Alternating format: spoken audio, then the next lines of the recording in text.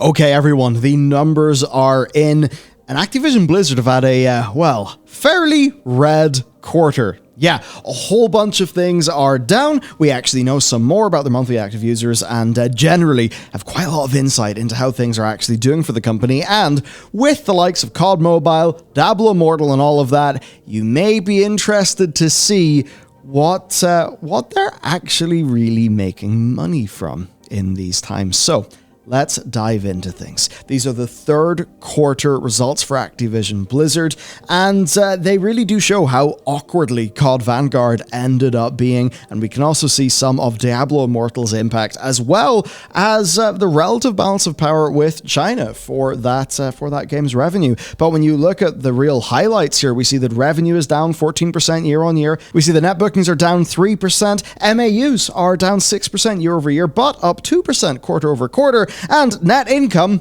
is down 32%. So that is stuff that is all going to be a pretty big ouch. But we do know that right after the end of this quarter, what do we got? We've got Dragonflight, we've got Overwatch stuff, and we've got Modern Warfare 2. Those are pretty big. And the other thing that we've got is today's sponsor. Brilliant! They are the best way to improve your prospects, to develop yourself, especially in those lucrative fields, and it's all via their fantastic site and app. And the first 200 to click my link will get 20% off. Now, compared to how I learned computer science in university, oh man, their approach is so much more, approachable. It's fun, it's interactive. So here's the deal, right? I'm all C# and C++. I never learned Python. I know, crazy, right? So in my spare time, one of the things I was doing is making my way through their Python course.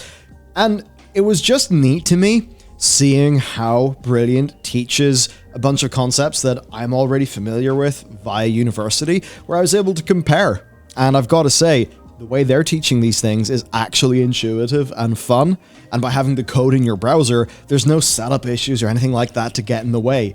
It is such a refreshing intro to Python. It's awesome, and I don't know about you, but more broadly, I've got gaps in my knowledge, right? I've kind of fallen off the wagon. You know how it is. You get into work and suddenly you're too busy to develop yourself. But with Brilliant, you can get going, and even just like 10 minutes doing one of them a day, it's so approachable and just easy to do and fun.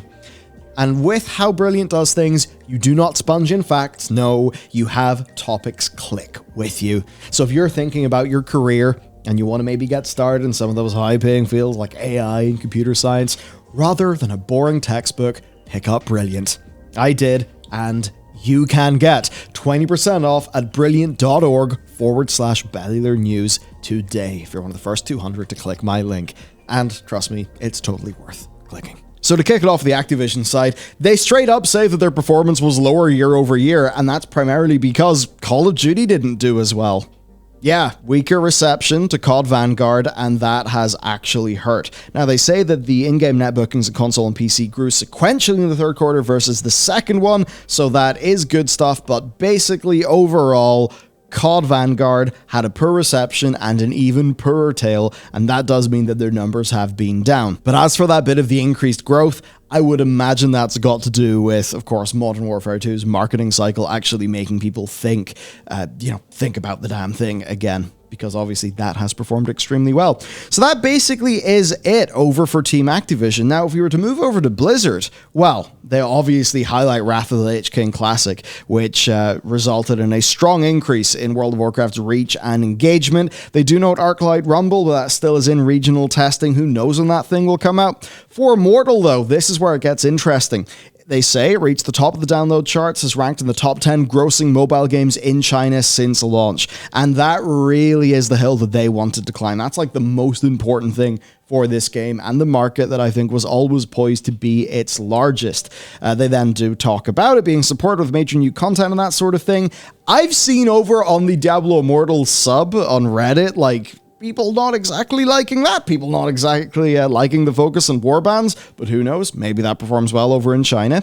Anyway, as for Blizzard's revenue, that actually grew double digits, and that is growing double digits against, year over year, against the quarter that last year saw Diablo 2 Resurrected come out, and that is a game that sold really, really damn well. So Yeah, I mean, some of that is bound to be from Wrath Classic driving a lot of people buying boosts, buying, the like little collector's edition thing of it, but a hell of a lot of that is bound to be Diablo Immortal as well. So money go up, but margin go down because they are continuing to invest in things. I mean, they've even, things like acquiring Proletariat and generally expanding teams, right? All stuff where they've lost the money now, but that's all basically an investment. Now, of course, we do know that around this time, they're also ramping up their marketing spend for Overwatch, which will be taking down their profitability within that quarter, but obviously that is going to help in this quarter now that Overwatch is actually out. In terms of their numbers being boosted, though, with monthly active users, Diablo Immortal and Wrath Classic both boosted those things quite a lot, and that does make this an increase against the same quarter last year that had Diablo 2 Resurrected, which of course itself brought in many monthly active users. And when we actually look at Diablo Immortal, now this is mobilegamer.biz reporting in some numbers, so it's made over $300 million. That's what Immortal has made. Now sure, that ain't Genshin Impact money, but it still is pretty damn big money, and what we can actually see here from AppMagic is a bit of a breakdown between China and the rest of the world, and you can see, like, China, it is but one country, but it is, in terms of daily revenue, it is absolutely key to this game. I mean, just look how much higher that chart is. Now, it is true that the chart in China is kind of falling at a steep rate. I think a bit steeper than the Western chart. We'll have to see where that obviously settles. But yeah, huge. I mean, here it's reported the downloads are at 4.15 million and the revenue is at 144.6 million, meaning that its revenue per download currently sits at $34.81. And I really want to highlight this for you, the revenue per download. That's the same as them selling 4 and a bit million games at $35. Like, that would be really high sales anyway for a game. The fact that Immortal is able to do that as a mobile title that's going to continue to convert money probably real well over the future, like, that just shows why all of these companies are going towards mobile. And when we cover some of Blizzard or Activision-Blizzard's later numbers, you really can see where they are getting their money from, right? Now, when we go to the overall numbers, where, of course, there's the things that we want to know about, right? Like, where's their money coming from? What are the monthly active users? What are the strategic decisions going to be that they make? So, the third quarter net bookings did decline 3% year over year. That's obviously something that they can live with because they'll be very happy that the more strategically important platform, which is mobile, did in fact grow 20% year over year to 1 billion. And as soon as you start putting a B after those numbers, that's what we call Genshin Impact money, and that is precisely what they want. Now, monthly active users, this is something we love to see. So Blizzard, I mean, this time last year, 26 million. That is rough. But again, that is at a time where Shadowlands is doing very, very badly. That is a quarter where all the allegations come out, like that hits Blizzard hard. So they go from 26 to 24 to 22. I mean, that's 22 million MAUs. And that's at a time where, World of Warcraft has a big new patch coming out and all of that. But by the time we hit the quarter ending June 30th, we see Blizzard go up to 27 million. Obviously, within that, they'll be benefiting from some of Diablo Immortal, and by the time we hit September 30th, what do we see? We see 31 million. And again, if you have the 4.whatever million downloads of Diablo Immortal, then, yeah, those MAUs do, I suppose, actually make sense, right? But these are numbers that we can probably expect to soar with Overwatch 2. I mean, they, was it 25 million, right? Like, that's a lot of... It's a lot of players, a lot of downloads, so we'll have to see what that does for their MAUs. Obviously, Dragonflight coming out as well, and it's now believed that Diablo 4 is going to have a release in the perhaps in the second quarter of 2023. So all of this basically just means Blizzard MAUs should be going up to some of those higher numbers that perhaps we would have expected from the past. But what is interesting, though, I think, is when we get to the net revenue per platform, right? So, with Blizzard stuff, like, man, Diablo Immortal, obviously big in China. Wrath Classic, also big in China. If you look at Warcraft logs, any of those parsing sites, you see humongous parse counts for, TBC Classic when it was the new thing. Same for Wrath Classic, and that just does show that over in China, the Classic products do stupendously well. So, if we look here at their net revenues per platform, this is telling us where they're getting their money from. And I suppose as PC gamers, we probably would want them to be getting most of their money from PC, because that would make us the more important platform. Well, okay, so for the September 30th quarter, $336 million from console, $363 million for PC, showing the strength of PC, but $932 million from mobile and ancillary. So if you look at the percentage of total, you add up console and PC, you get 39% versus 52% for mobile stuff. There's another 8% as well. Point there, though, is that the lead platform of Activision-Blizzard is not console or PC, even though when you think of World of Warcraft and Call of Duty, you think console and PC. No, it's from mobile. Obviously, they acquired King, but with COD Mobile and Diablo Immortal, we now see their other business units being able to move into that space.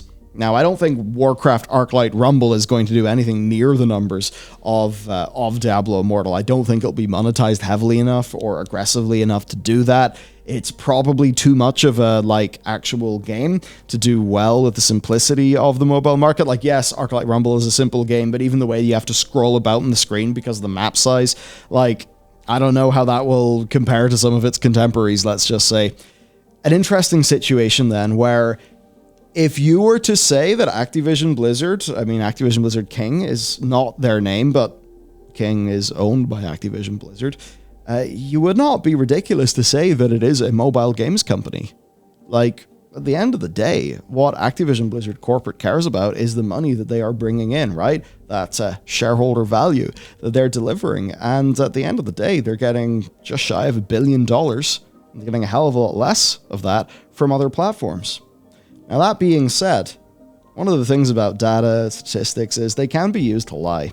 So I would expect that console and PC revenue to absolutely, utterly soar. We know that Modern Warfare 2 has sold through $1 billion in its first 10 days. Obviously, if you slap $1 billion into these console and PC numbers, they are going to dwarf mobile. But still, what's going to matter here to corporate is that even when console and mobile are not putting in the big numbers, they have this nice, healthy baseline, this safe backstop of very strong mobile revenue. At the end of the day, what they'll probably want is to have all of their eggs in less baskets, right? They want to have more independently, things that will perform well independent of each other. It's one of the things, let's just say you're investing in your stocks portfolio, and if your money was on electric vehicles, it's Tesla will probably go down at a roughly similar time that Rivian will go down or whatever, because you sort of see those sector rotations almost. So one of the ways you get diversity in investing is assets, the prices of which don't necessarily correlate to each other in a strong way, meaning that if one goes down, the other might be fine. Another example of that is even in the channels that we run. Our news channel and our World of Warcraft channel, generally, they don't correlate with each other in terms of success. And that often means that if one channel is struggling, the other one's doing okay, and we are fine because we're a little bit more diversified. So when you think about Activision Blizzard's corporate decision-making, yeah, Call of Duty is obviously important. They throw all of their studios into that. But mobile does provide them with this nice little bit of financial stability.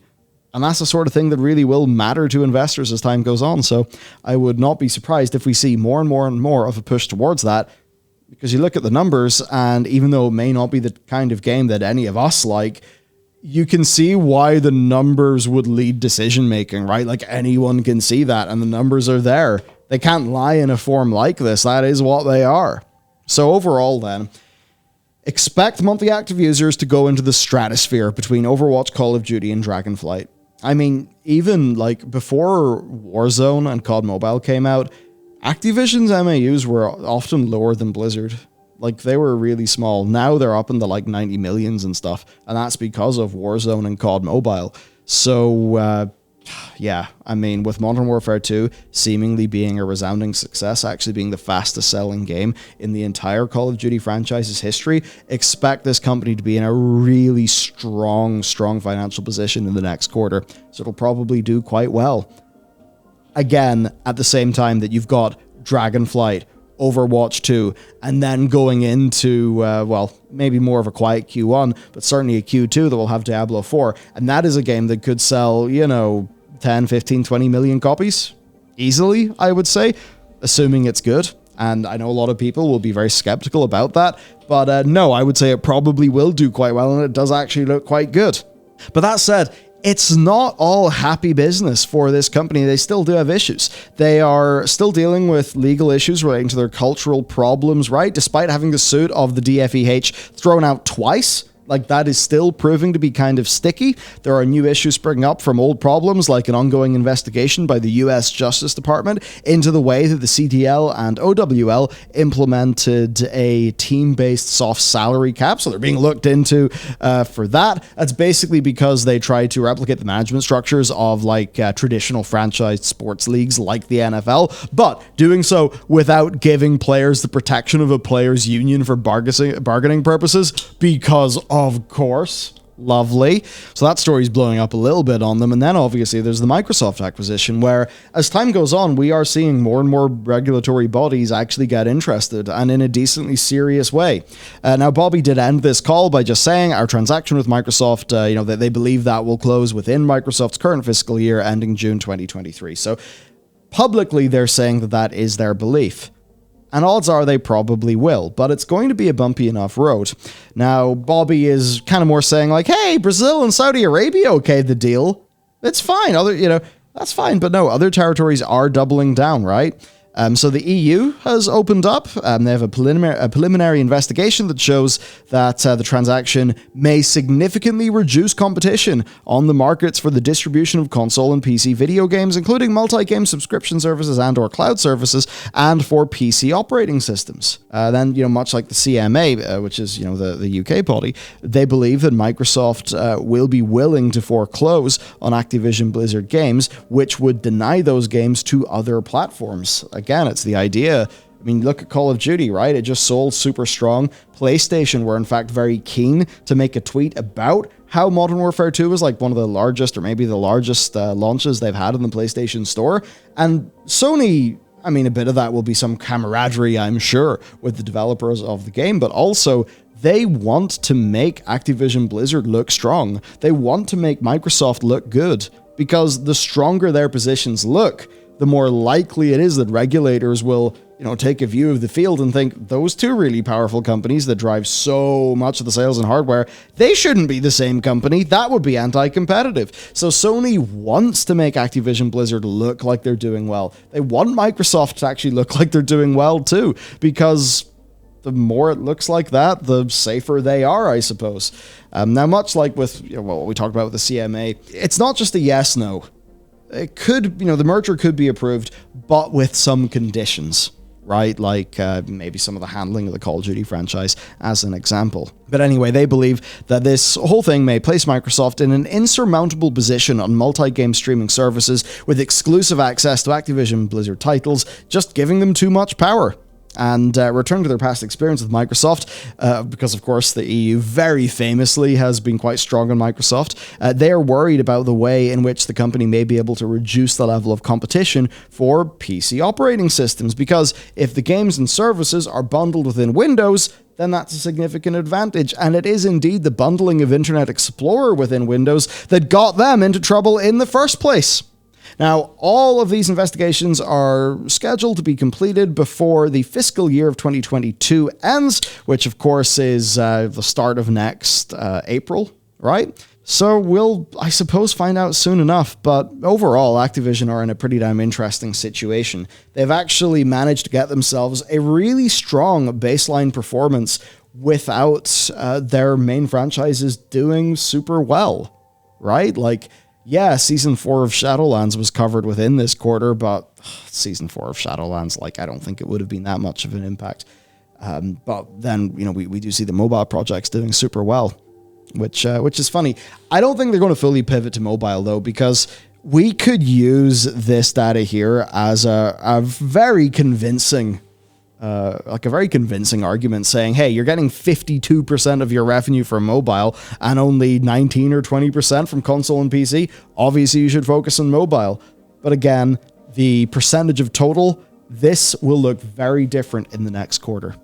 So overall then, where we are left is that Activision-Blizzard is a very strong company, actually. The Blizzard side has got a lot of releases coming out over the next 6 months. Most of those will probably do quite well. I'm sure there'll be plenty of drama, but I do think they will produce the numbers. And then on the Activision side, we know they are producing the numbers. We've got not just another Warzone, but Warzone 2. We've got the DMZ mode.